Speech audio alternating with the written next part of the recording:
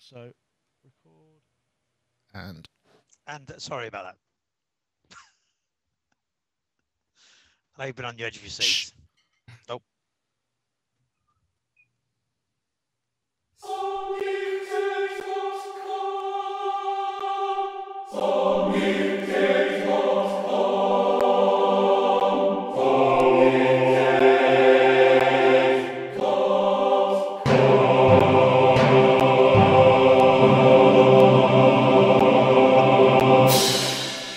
Hello and welcome to another episode of Sonic Talk. It says 327 there because I've just realised I forgot to set the title of the show. But that's the kind of day it's been, unfortunately. We are running a bit late. We've had a few technical issues. First, the chat room didn't fire up. Then one of our guests had difficulty with his video. I'm not going to point any fingers. But that little cough there you heard might well introduce it. But I also want to say, obviously, the Sonic Talk is brought to you with Isotope, together with Isotope. And we have a little bit of a competition for this week where you can win a copy of RX2, and that includes a free upgrade to the soon-to-be released RX3, but more on that later. And right now, we'll go straight to guest number one. Behind the... that's interesting. I've got him sort of in the wrong place. But there we go. This is Dave Robinson, I can assure you. And I haven't done his lower 30. There you go, Dave. All I can say is I apologise, but, you know, we all have bad days. So Dave Robinson there, what I'm going to do is now I'll get you there and I'll get you sorted out. How are you, Dave? Dave Robinson, editor of Pro Sound News Europe, and... well, I'm very well, thank you. If a little bit out of focus, shall we say. I'm going to get you. Here we go. Don't worry. If you do some hand motions underneath, I'll get you sorted out. I'm terribly sorry about that. It's massively unprofessional, but I've had a week's holiday and I can't help it. It's just the way it goes. Save. Done. Selected. Right, there you go. Dave Robinson. Yeah. How are you? Hello? And you've deflected all the distraction from the video hassle I was having.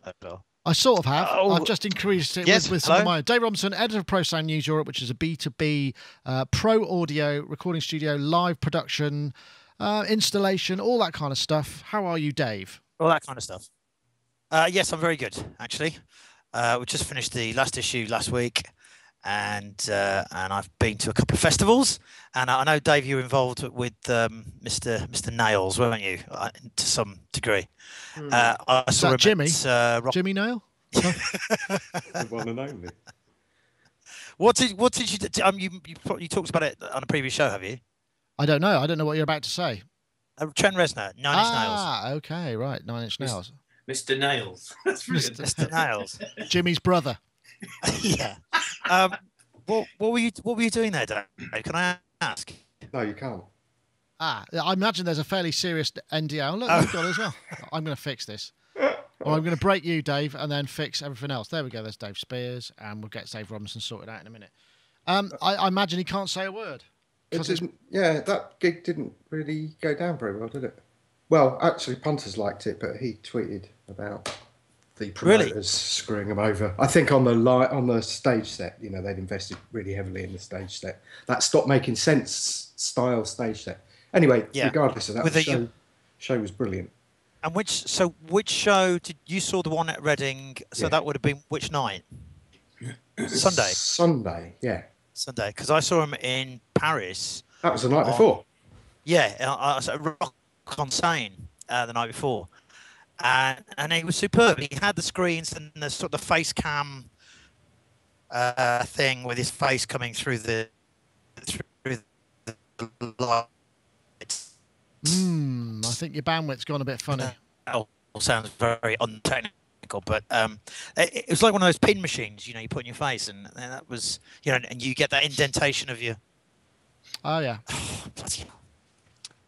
Hello, 1 2 1 2. Yeah, you're there. I just think you've gone. Your video's gone. Just turn your video off and we can get your audio, because otherwise we're going to end up with garbled speech. So if you turn your video off, your audio should be all right.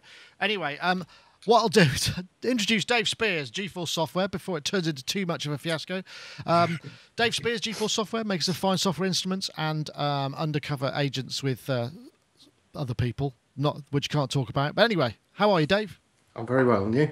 It's a double Dave week. It is a double Dave week, yes. Yeah, I haven't had one of those for a little while. Although one Dave is incognito and the other Dave is enough. Is enough. Right, I think Dave is probably back. He might not be. Oh, he's gone. This is getting a little bit. Oh no! Oh man. Right. Should we get the pub? Yeah. Cheers. Hold on. Jem Godfrey, for goodness sake, I haven't got you a lower third either. It's all fine. I know. Oh, I'm here. Yeah, you are. You're on. Jem Godfrey, of course. Well, last time we spoke to you was a great deal. Well, it was a while back. We haven't had to have you on. You, professional musician, does a lot of scoring for TV and all sorts of. Well, what have you been up to that's prevented you from being with us? We did the whole rebranded Radio 2. That was fun. Orchestras and singers and jazz players and drummers and Angel Studios up in Islington and all kinds of stuff. It was that was pretty full on, but brilliant fun. And then it seems to be every time Wednesday comes around, I've either got to be in London or doing something. So as I was saying, Monday, Tuesday, I'm just sitting around doing this. And then come 4 o'clock on a Wednesday, I'm like, I've got to go. The phone goes, and that's it. Well, I appreciate that. That's the thing about this business, isn't it? Always very last minute and kind of, high intensity for short periods of time. Yeah. And that's the way it goes. But great to have you aboard. Of course, you are a bona fide Korg endorsee, are you not? Well, I think I am. They haven't rung me for a few months, so I don't know. We'll find out. I think so. Yes. You'll be doing something on the new Korg Volcas. So notice today we released our Korg Volca Beats video, which I'm hoping will go down well. Seems to be an enormous appetite for these things. So maybe they'll get you to throw a cape on and throw some shapes using all three, and you could do some sort of epic. Yeah, right. How can you throw shapes to something that big? It's like. Yeah. Maybe you could get like one of those educational versions.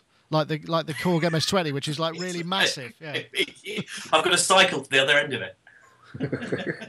Okay. Well, we're going to say while we're at, we're going to say goodbye to Dave Robinson. Unfortunately, his connection is just not up to it. But unfortunately, we'll get him back another time, I'm sure. But anyway, thanks for trying, Dave. We'll see you next time. Let's get straight into it because we got a topic, and we may as well use it. And this is astonishing. We talked about this some time ago, but we'll play it now. This lady is called, she's a Florida teenager. She's called Emma Robinson. And she's a nice singer, got a lovely voice. Filmed this on her iPad. Obviously got a nice piano. I can't tell if that's a grand or an upright from here. Looks like it might be a grand. All along it was a fever. A cold sweat, heart, hey, believer.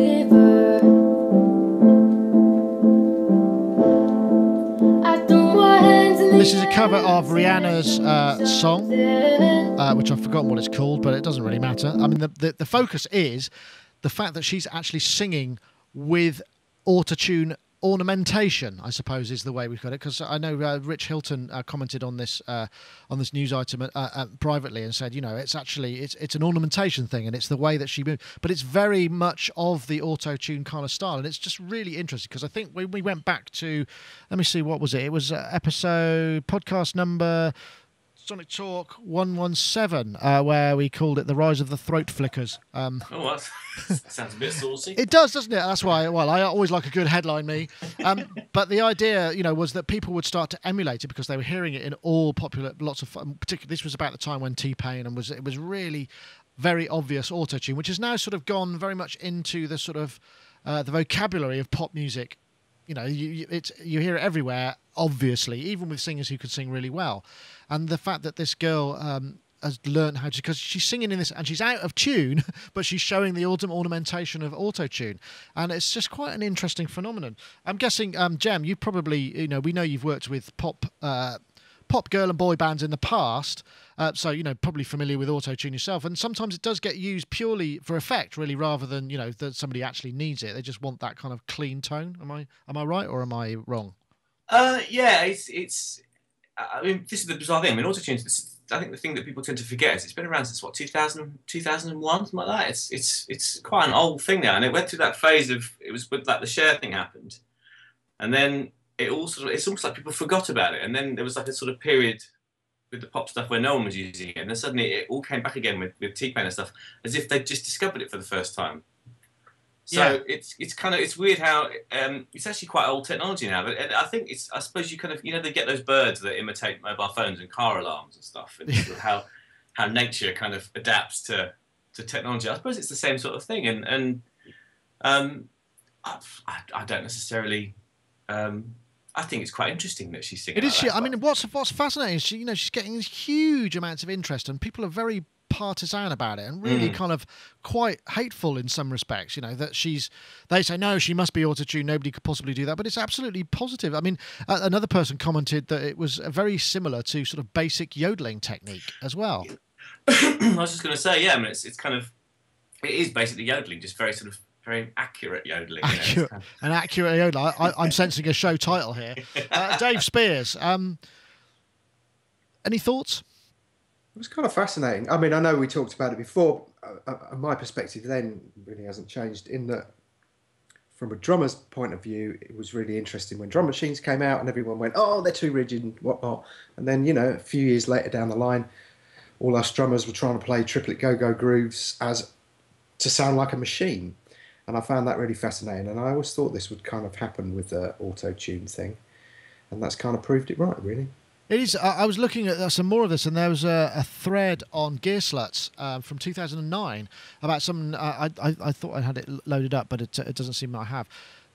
And the idea that people were seeing, people who work in recording studios where you get people coming in all the time doing demos and just singing sessions or what have you, and they were starting to notice it particularly in young women who were singing to approximate what they were hearing, and more and more people were chipping into this thread and saying, yeah, I've noticed that as well. And quite often I'm finding that what I have to do is check that I haven't got auto-tune across the track by accident, because I'm hearing these artifacts and it sort of sets your ears and thinking, oh my god, but it's not actually that's the sort of odd thing. It's quite an interesting concept in that sense, but so it's obviously far more widespread than initially thought.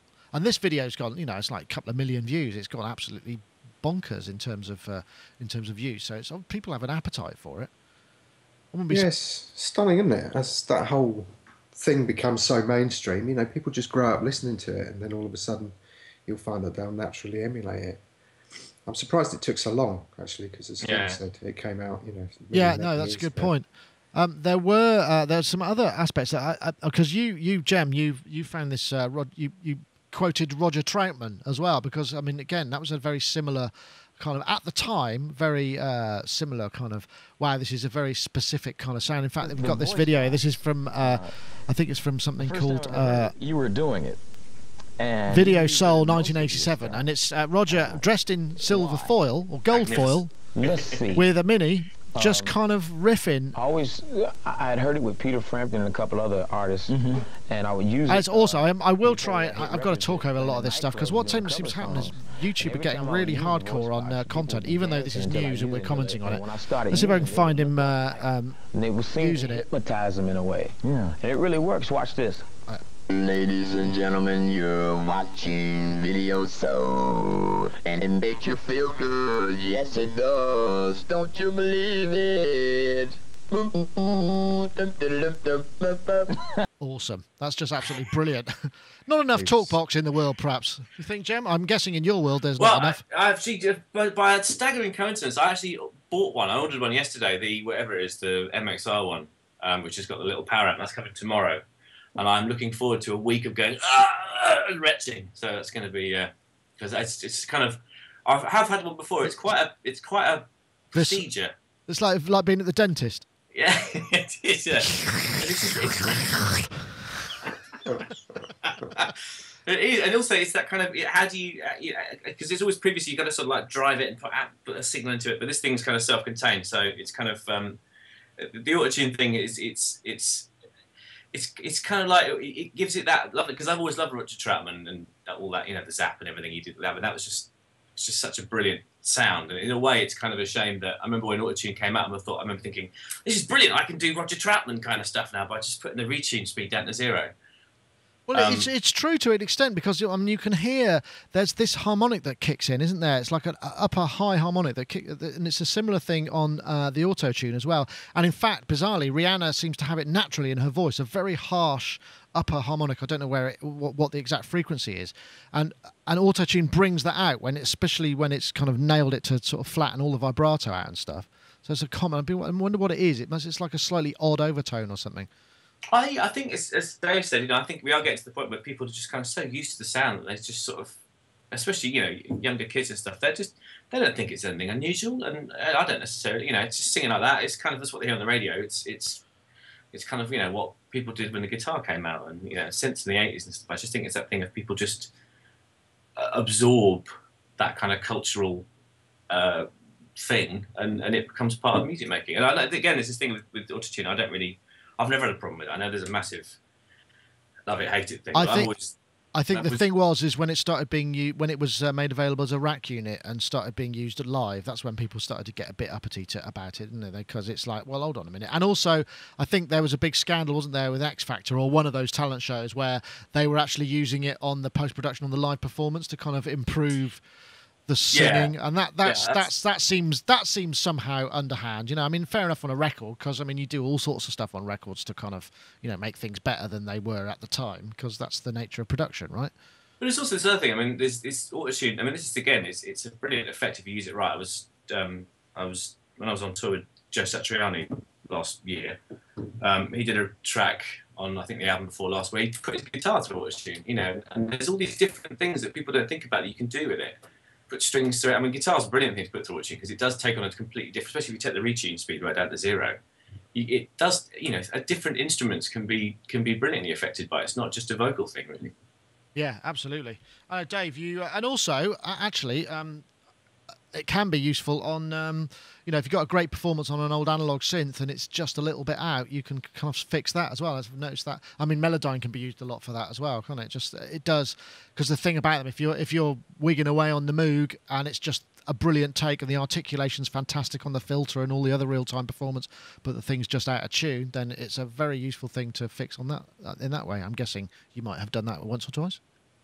I did have, weirdly enough, I slightly rearranged the guitar solo by one of Jem's bandmates.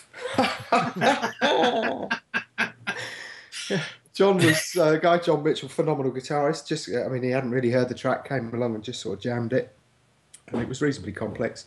We did about 12 takes, and then I comped the best ones, the best segments from each one together, and then I kind of write Melodyne, just so it started as I wanted it to start and ended as I wanted it to end. And in the middle, it just shredded. So yeah, no, it was really good fun like that. But I think my interest in all of this Autotune is that it's a bit like people who use these really bold, saturated, in-your-face synth sounds. We talked about this before. I'm not quite brave enough to do that myself. I like things to be slightly subtle, and I do that. That's why I use Melodyne to try and smooth out things that appear unnatural to me.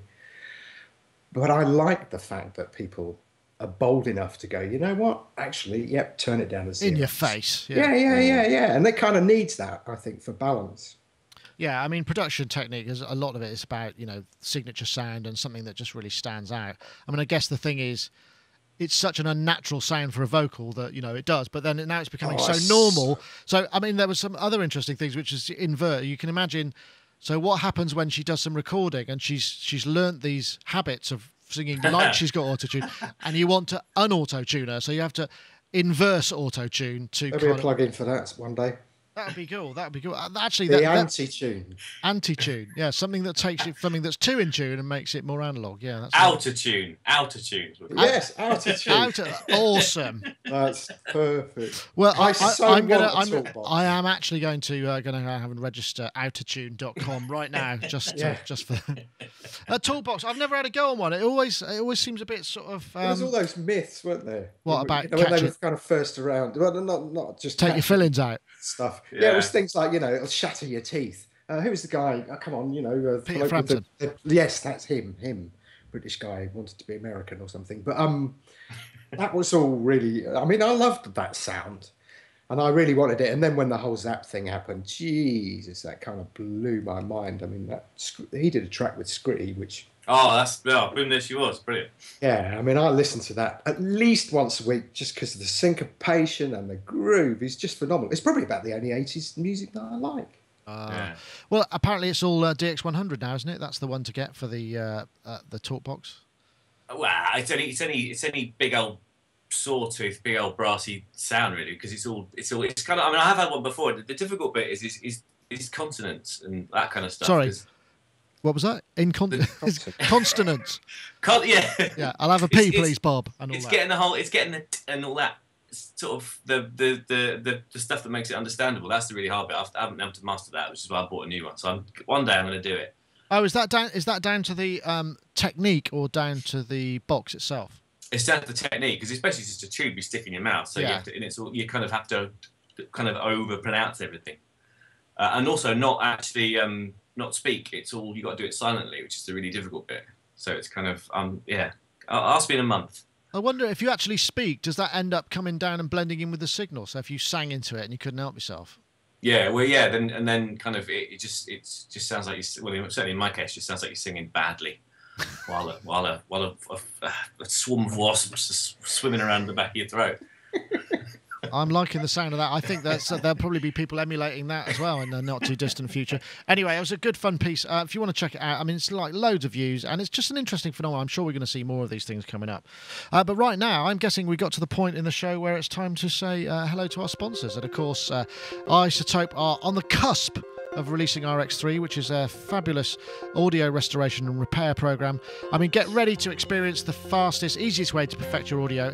It removes ambience and reverb with the new de-reverb technology, and I've seen that demonstrated. We've got a video that we'll be able to play closer to the release date. You can remove background noise for cleaner dialogue tracks with the new real-time dialogue denoiser, and that's low res, so low impact on the CPU, so you can run multiple tracks of those if you're doing multiple tracks of audio. You can work up to 6 times faster, apparently, with auto-intelligent processing and other workflow improvements, including tabs. So you've got multiple tabs in the editor. You've also got unlimited undo history that saves automatically in the new RX document format. You can fix many audio problems with tools such as declip, and even patch-specific audio problems with spectral repair. RX3 going to be available sometime beginning to mid of December. More on how it will redefine audio at isotope.com/RX3. And we have a competition. If I got the... Yes, that's the original RX. So if you go to RX, you can download a free trial. But there is a competition this week. And what we want you to do is tell us a little bit about... what's the most sort of awesome bungle you've ever recorded or had recorded during a recording process? Something that's just been sort of, oh my God, I've just, or they've just, or, you know, somewhere we want to comment. I mean, I know we've all got one of those. Leave it in the comments below, either on YouTube where this video will be or in the news item that accompanies the podcast. Leave it below and then we'll pick a winner next week who will win RX2 plus an automatic upgrade path to RX3 when it becomes available. We can't say fairer than that. So your worst recording bungle, perhaps RX could have saved you that as well. And we're not talking about, you know, a dog barking in the background. I'm talking, you know, well, the drummer fell over the kit and it fell down the stairs, you know, whatever, some sort of catastrophe in recording. I don't mind what it is. It could be a technical issue or it could be a sort of comedic slapstick kind of issue. Leave it in the comments below and we'll enjoy that. Once again, we thanks Isotope for their continued sponsorship of the show. Right, next topic is oh, I know I forgot to say, in fact, just before we go there, if indeed you were interested in the sort of yodel technique, I found this video on YouTube which is 10 hours of yodeling.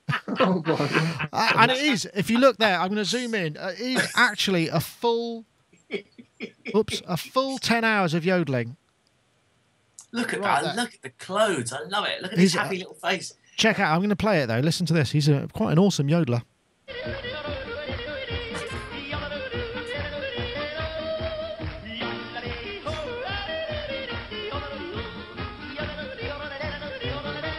Awesome, man. Anyway, I didn't really want, you know, that wasn't. But that's. Did you go?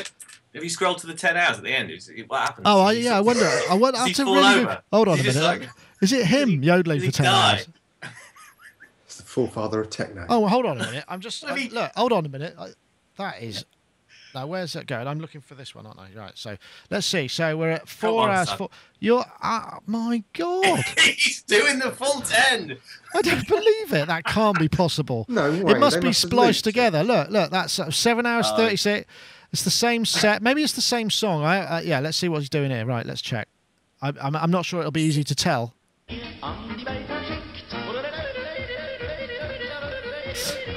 It looks very similar to that hootenanny that used to happen on New Year's Eve. Not the Except Andy better. Williams.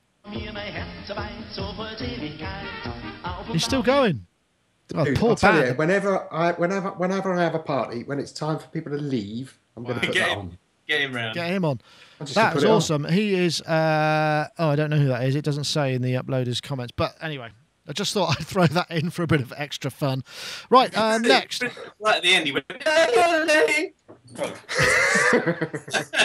He must have some pretty amazing vocal cords to be able to keep that up. So yes, we've done Autotune Girl, and I had to get that in. FL Studio Groove. I think that's The this. voice Oh no, that's box. Roger Troutman, isn't it? That's this. Let's take a listen. This is the news just by ImageLine, who are makers of FL Studio. They've just released for Windows 8 a fully designed touch interface for Windows 8 and Windows 8 RT, which is quite a big deal, actually. And also, I hear that it's going to be available for Android as well. This is it's called FL Studio Groove, and it's got a suite of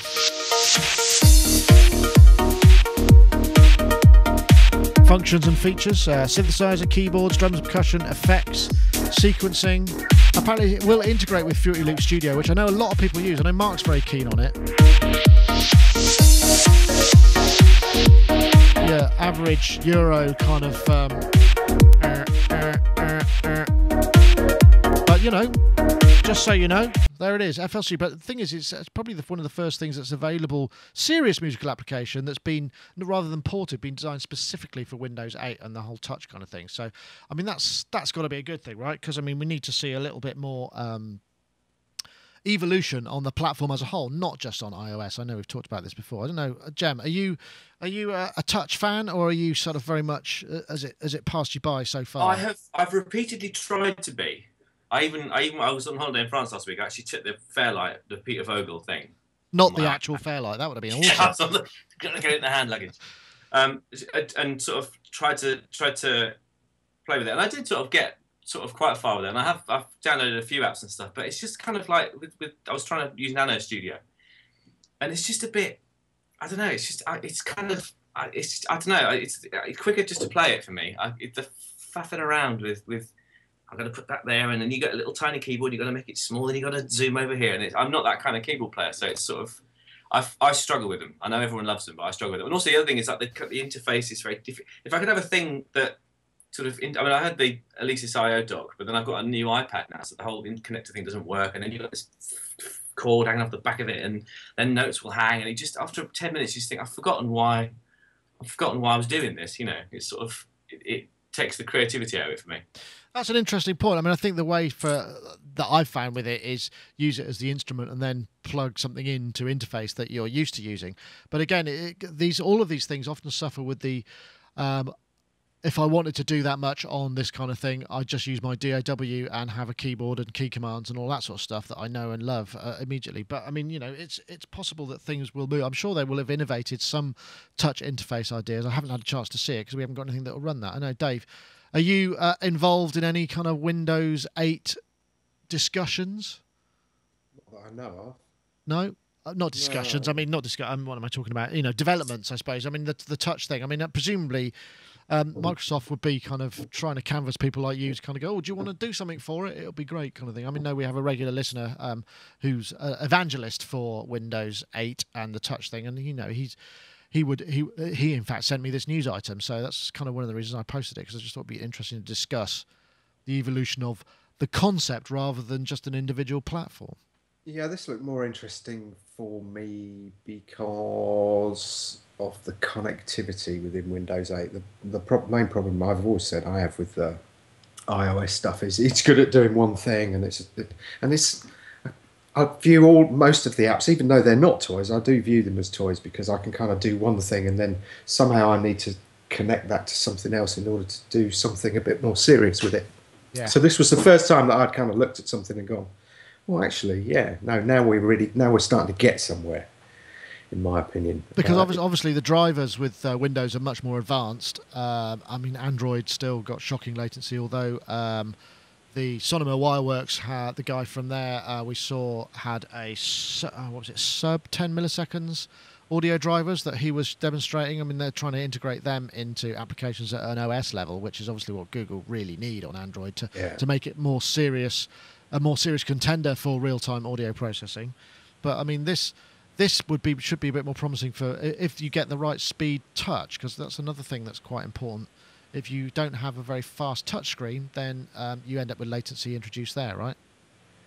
Yeah, I mean there are so many variables, and it's not something that makes me go wow at the minute. Not until screens are about this huge and whatnot. Well, no, you can't. I mean, they are doing those kind of things. I mean, yeah, we talked about them in the past, haven't we? Yeah, I mean, it's happening. But the latency is really, is kind of everything really for me. Latency, connectivity. If those two things aren't right, then it's just not really going to get used. But, I mean, the Fruity Loops guys are mustard. They really are mustard. I mean, I know guys drum programmers who use the Fruity Loops stuff for obviously for programming drum lines and stuff. And when I've watched them at work, they are lightning fast. So I'd imagine if anybody's going to be able to do it, it'll be them. I wonder if they've integrated that kind of some of those workflow things into this, because that would mean that those people could kind of get on board with that. And no, Jem, have you come across Fruity Loops in terms of it being used? I know Mark Tinley uses it quite a lot, and still does, and runs parallels and VMs and dual boot so that he can do. I've got to say I've been using Pro Tools since '93, and I've just kind of I have tried other things, but it's just it's that learning curve. I'm getting too old to learn this stuff, so it's kind of it was even doing MIDI and stuff in Pro Tools. It was literally like playing it in and then cutting it up and putting it in grid mode. Yeah. So it's it's a platform thing. I don't know. No, it's basically no. Well, that's fair enough. It's an interesting point. I mean, and again, we've talked about this previously in terms of it's about the processing power available. But the thing is, with the Windows 8 and the RT, I think on 8 certainly it runs on machines which have higher specs. So you'd be talking i7 and i5s. So those are going to work pretty good. I mean, an iPad. We've got the current iPad here, and we reviewed Thor a couple of Sonic Touches back, and this time we were doing real-time effects, and that was on an iPad too. And some of those are really starting to kind of come on stream and be really kind of usable with very minimal latency. You use it for send effects and processing effects. Well, this is the thing. I think if once people start, I think the interesting time will be when people maybe stop trying to make them workstations and sort of massive recording studios. Single purpose, yeah. Yeah, and just start to sort of use them for something else, something we haven't thought about. It's the same like the sort of Autotune singing girl. It's this thing of as younger kids sort of are just so used to them and they're always around. I mean, my kids kind of use mine all the time, and they're better at it than me. And it's this sort of, I think as it evolves over the course of the next few years, people will just come up with stuff we haven't thought of yet, because to them it would be the most natural thing in the world. Whereas playing the piano would be difficult for them or strange. Yeah. So it's kind of, I think it's initially when new technology comes along, you do try and make it do the things that other. Have I gone? No, your video stopped moving, but your voice is still there. Initially when you get new technology, you try and make it do the things that other things already do traditionally. So you kind of have an anchor point to work out to kind of reference it from. But I think as it goes on, technology will get better to start with, but also I think people just get a bit more imaginative about not trying to make them be these all-in-one situations, and they can be instruments. It is interesting. I mean, the thing about having a DAW where everything is encompassed, including the plugins and everything, is you save the document, you recall it, you don't have to mess about reconfiguring, going, I need to establish the connection between this and that, and then make sure they're talking to each other and load the patches onto. So, I mean, and that's the thing that even with giant MIDI rigs, I mean, we forget, when we were using Ataris to sequence the MIDI and the whole thing was sort of a large physical thing in the room, you'd have to kind of have all this housekeeping where you'd save the patches or store the edit buffers over MIDI or whatever it was that you did. So when you loaded it back up, it came back as it was. And that's the thing that you kind of forget about a little bit. When you're going back to iPad, if it's a separate issue or it's a bunch of different programs communicating in the same environment, you don't have that total recall. You've got to set the whole thing up again to kind of get it to work in the same way that it did. And that is quite a pain, actually, and something that you kind of take for granted nowadays. Yeah, definitely. Right then, I Dream of Wires. Mine arrived today. FL Studio Groove available on $4.95 in. Let me see if I can get it here. I've got actually a. I've got it here. Got a little. The Windows Store. There we go. Available at the Windows Store, $4.99. Can't argue with that. No, that's top value, really, isn't it? And I think it's going to be available for Android at some point in the near future, which would also be pretty cool. Whether or not they can get the latency down, or whether they've done something their own way to do that, but we shall see. So I Dream of Wires arrived today. That is, it's the film. It's a mega film about modular synthesis. There we go. I Dream of Wires. This is my what's it called? The limited extended. So it's 4 hours of stuff. I watched an hour and a half of it yesterday, and it was really, really good. And I learnt some things, apart from which we might discuss anyway. But it's quite an interesting. Basically, this is produced by Robert Fantinato and Jason Am from Solvent. I've worked on it for a couple of years. They did what was it? Was it? It wasn't a Kickstart, was it? It was one of the other crowdsourcing. Projects, and I bought it. I must have been several months ago, and so mine arrived today.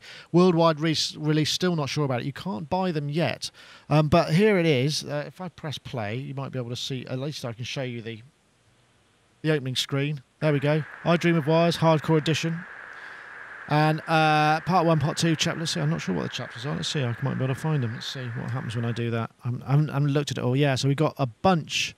A bunch of stuff here, East versus West, and that was one thing that was really interesting to me, actually. When I was looking at it, I didn't realise that you got the whole Buchla thing, and then you've got the whole Moog thing, and the difference between them.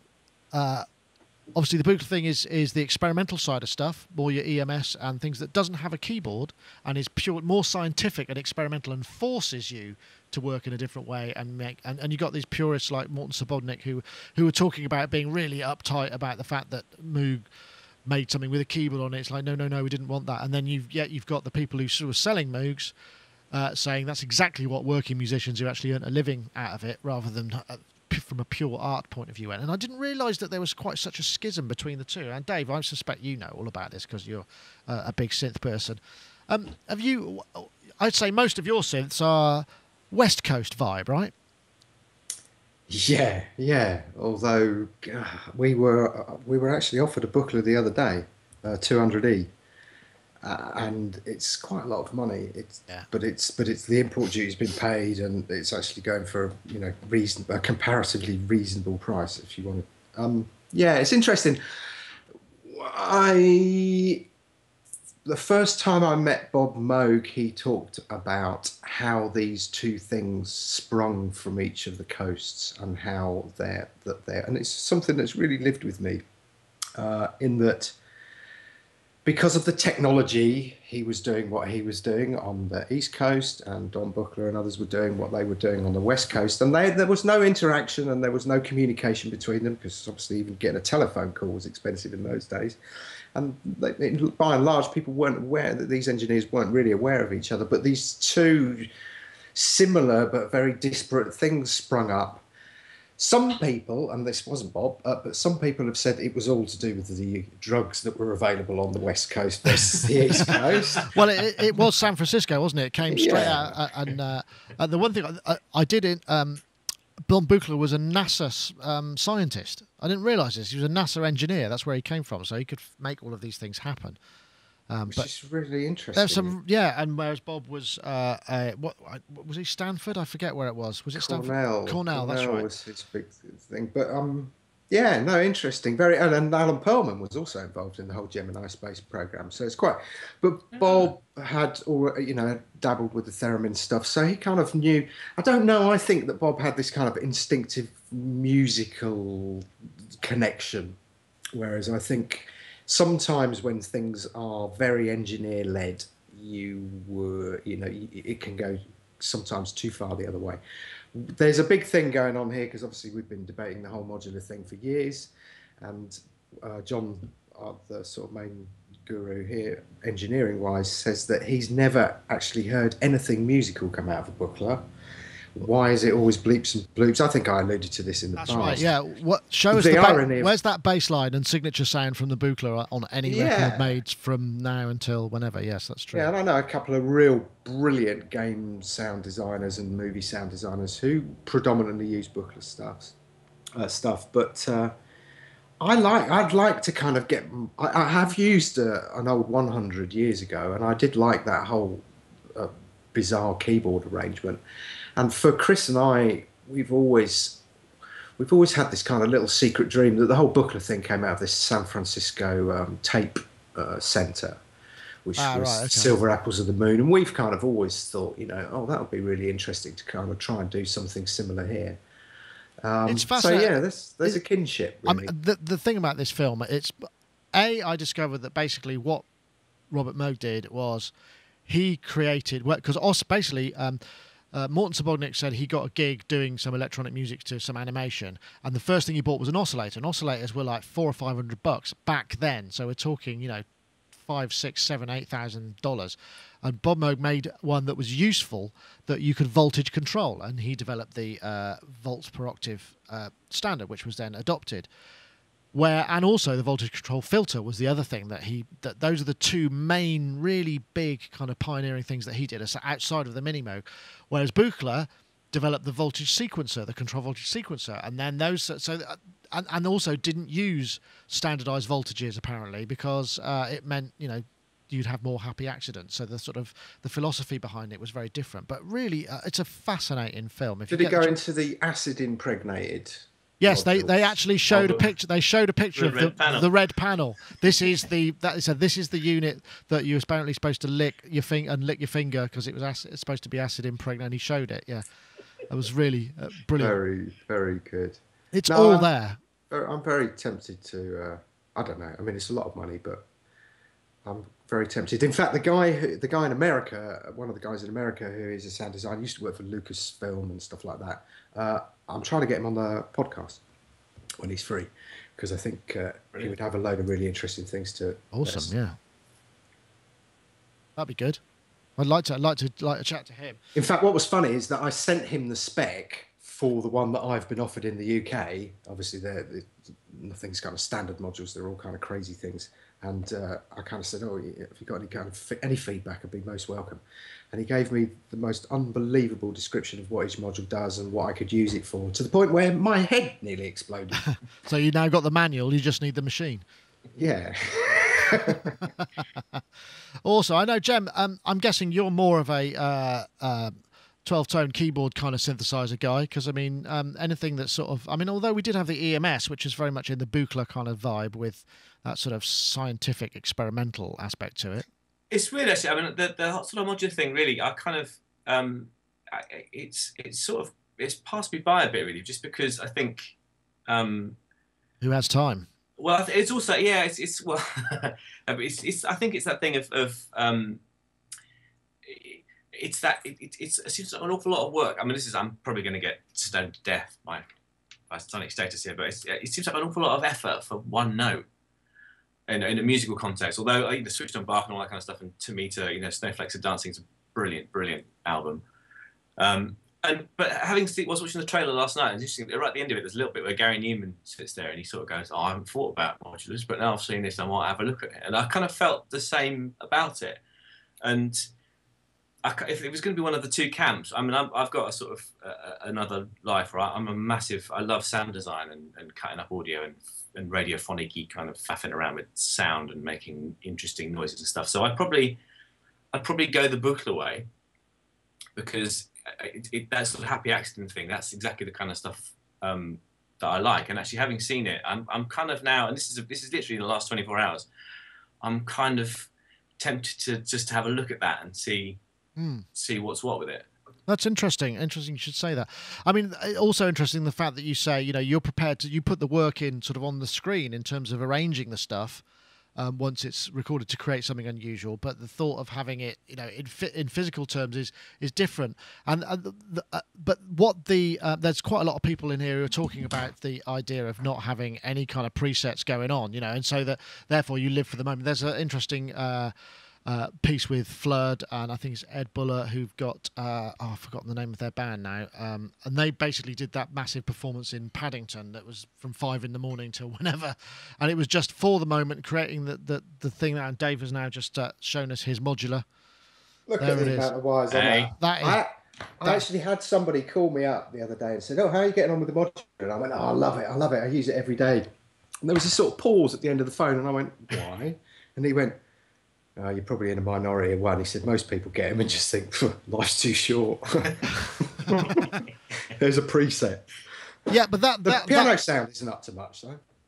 Yeah, exactly. But that's the element. It's very interesting. I mean, because you would spend inordinate amount of time arsing around, changing the arrangement of something once it's recorded, but not necessarily any time making a sound. You might flip through a preset. But one thing there was a quote from Daniel Miller who said, once we started with the DX7 for him, when you're just sitting there flipping presets, it just becomes actually a really boring process. It's not actually, it's less fun. It's just, it's like flicking through the pages like a wallpaper book, going, "Oh, I want that one." There's no joy in it so much, and that's that's an interesting point as well. So it's a brilliant film. You can't actually get it at the moment. They're trying to get worldwide distribution. Going back to the I Dream of Wires thing, let me see if I can bring the screen. Can I just say very quickly on the bookless side of things, Alessandro Cortini, the Nine Inch Nails keyboard player, he's probably the only person that I know who has made bookless sound incredibly musical. Oh, well, that's good. That's a good, then he should be the poster boy. I think he is close to that, definitely, yeah. But yes, idreamofwires.org. Synthesizer documentary. The film is currently unavailable. They're opening, they're reopening orders on the 9th of September. You can buy shirts and all these things. I really do hope, I really do hope that they get together to get distribution, because I think that's what they're trying to do. I mean, obviously, it's probably cost them an awful lot of money in travel and just time to make this thing. If you do get an opportunity to buy it, really go for it, because it's a DVD worth having, as far as I can tell. I haven't watched it all yet either. Dave, you want to... What did make me laugh is that, okay, so you've got the hardcore edition, which is obviously 4 hours long. There is so much stuff crammed in there. It's unbelievable. This really is a labour of love. And yet, I could almost refer to a Nine Inch Nails quote, but Trent Reznor said, actually, it takes real courage to put something creative out into the world, and then to watch... begins with C, trample all over it, is pretty disheartening or destructive. Have you seen this yet, Dave? I have seen some of it, and at exactly the same time, I was witness to this almost absurd punch-up going on on a forum because they hadn't included one particular maker of modules, and I was thinking, it's 4 hours long, and in fact the guy went on and said, look, nothing was intentional, so calm down, and nothing was intentional. It all boils down to budget. We'd love to have had absolutely everyone, and I think they've just done the most amazing job given the kind of budget that they had. Absolutely. Jem, I think if you get the opportunity, that's something you should get for Christmas. If you haven't I will, no, definitely. Because I wasn't aware of it till yesterday, so I'm definitely going to get it. I'm proud of that. Just another little tip here, if I throw this up on Waveformless, I think yes, in August the 1st, there's a post on Waveformless, which is a great blog, exclusive review and interview with Jason Am of Solvent, who is one of the guys who was involved in the making of it. He also produced the soundtrack, and there's a really interesting, in fact I got some of my researched facts from this, just a chat with him and how it came to be and how it sort of came up together. And so if you get a chance, read that, because there's some interesting stuff going on in there, just facts and figures. It was good to see Eric Barber on the documentary as well, not being at all foul-mouthed, which is great. It's because the way he names and decorates his modules is almost unpublishable, which is quite a challenge for people like me. Although I did see them in the background. Yeah, good to have that. But really, really good piece there. So I definitely recommend it if you get the opportunity to order it. That is. What else have we got? We got this Daniel Lanois video, which I can't really show because I definitely will get busted because this is with a proper. Could you not just put a still up? There's a still. That'll do. There's the still then.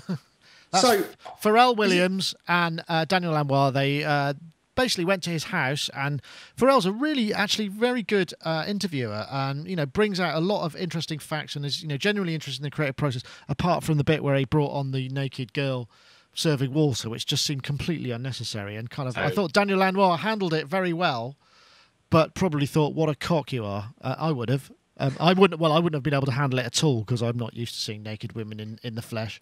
So, bearing water. Bearing water. But really, a really interesting piece just altogether, I thought, and something that's well worth watching. And it's part of a good suit. It's on the Reserve channel on YouTube, and they've just got a whole. It's quite a long piece, and he plays a bit of steel guitar, which is just beautiful. But Daniel Lanois is such a.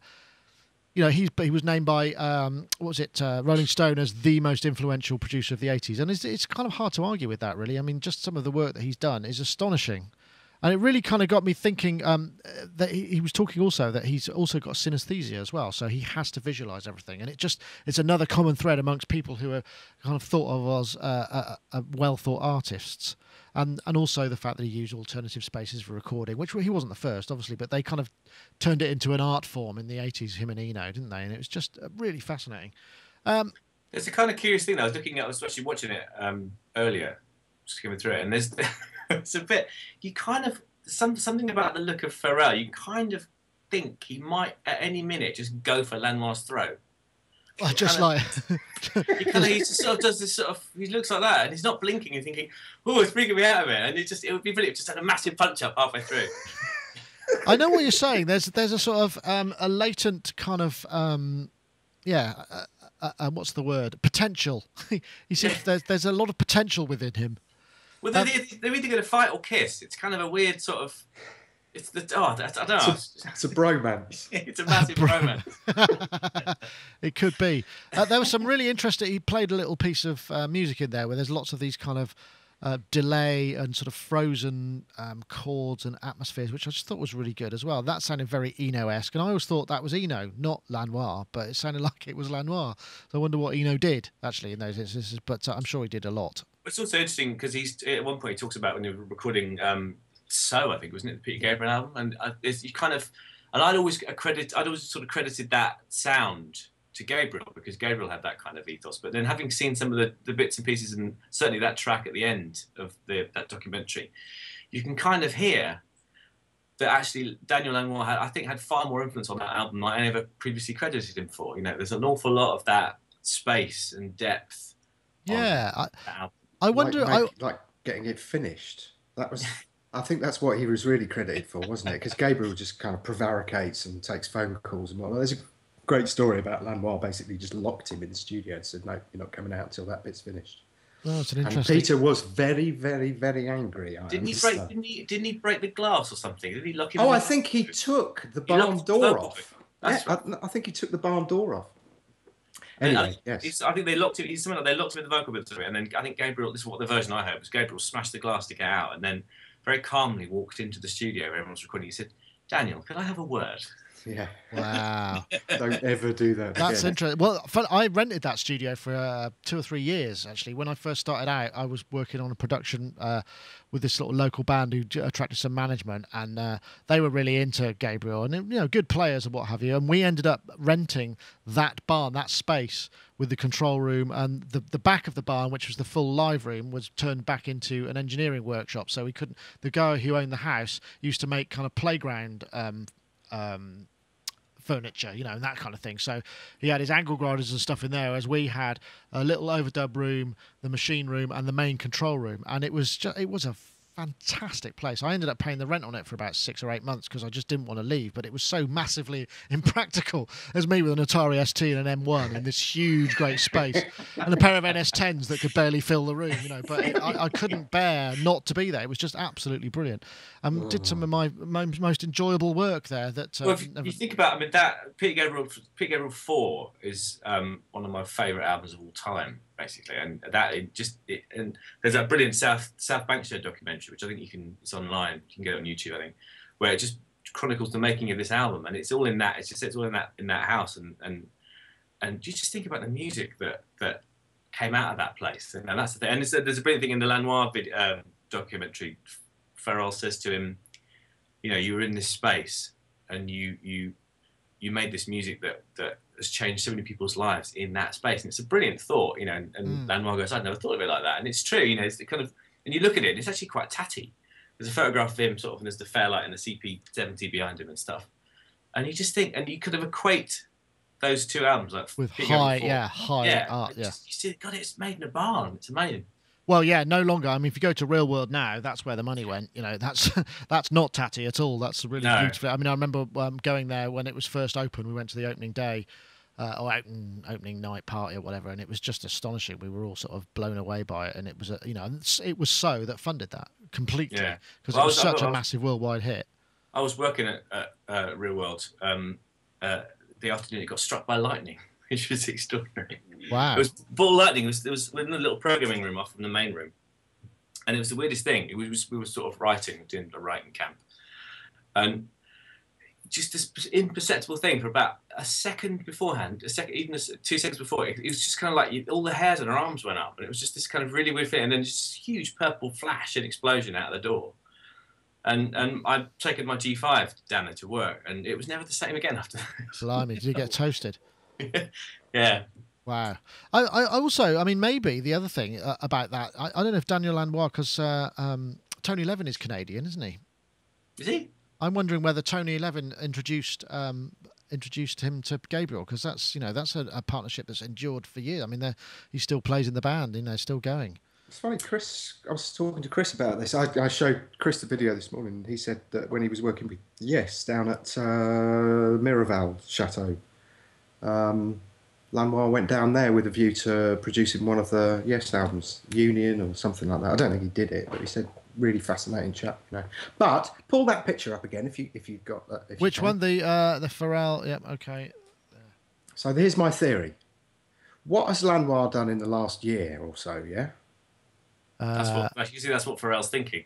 Well, I'll tell you, that to me looks like Gaz Williams. I think Gaz is actually Lanois in disguise, and he's fooling us with a French accent. I know what you're saying. I actually I thought there was quite a lot of Richard Evans going on there as well, who I know worked under Lanois and worked on the So album as one of the engineers. But yeah, there's a definite sort of vibe to him. See, they did Birdie and stuff together, didn't they? That was a good album.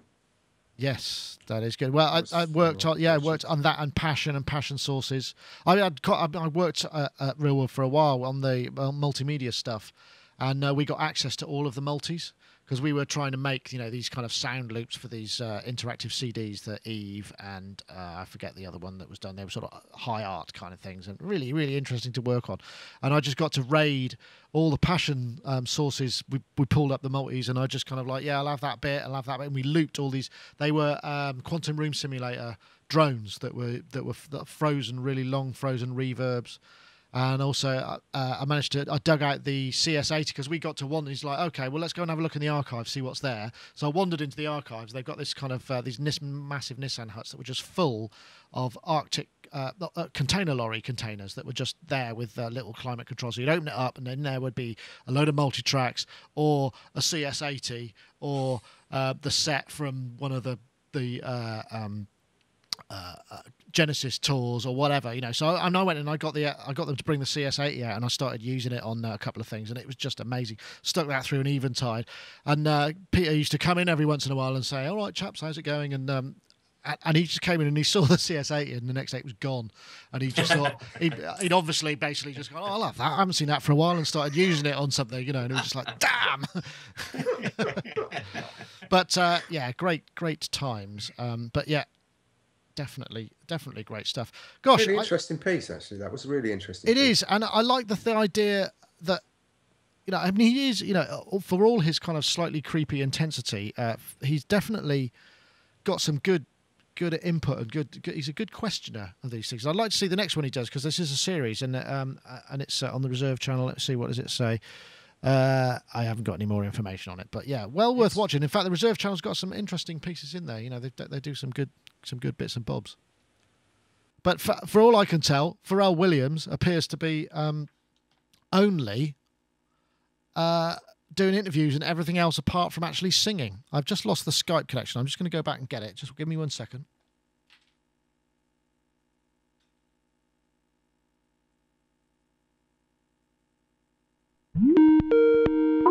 So, excuse me 1 moment. We just seem to have lost our Skypers. They should be coming back on in a sec.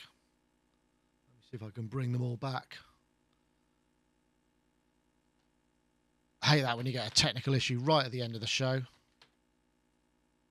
Let's see. We'll just get Skype just quit.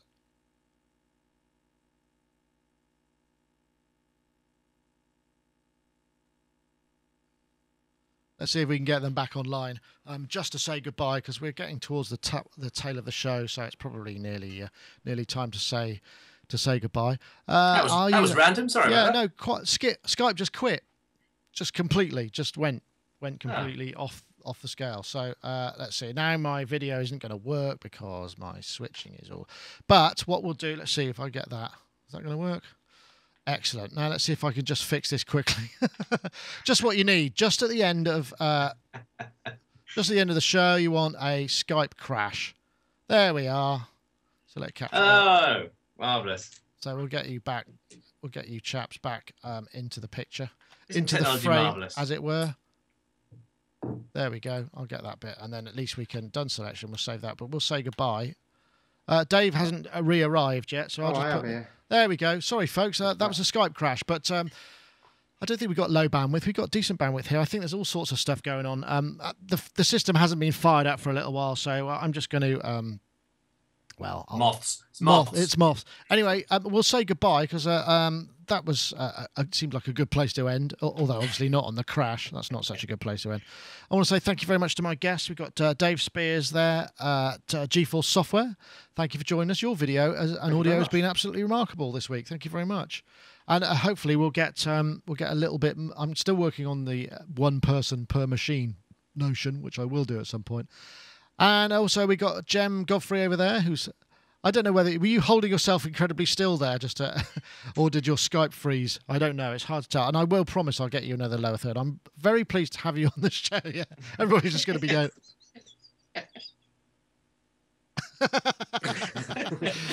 Anyway, Jem, thank you very much for joining us too. I really have appreciated it. And you have frozen in that position. Oh no, there you're back now. What's going on? Love to have you on again. We'll try and see if you can arrange a schedule so Wednesdays are free, but I totally understand. So I'll do my best. And once again, we want to say thanks to Isotope for their sponsorship of the show. Go and check out the RX3. Go and also enter the competition. Don't forget, leave something in the comments below the show, basically telling us of your worst recording bungle or disaster, and the winner will receive RX2 and a free upgrade to RX3 when it comes out, which will be not long now. So that's it. Once again, thank you very much, everybody. That was Sonic Talk number 328. See you later, guys. Freeze.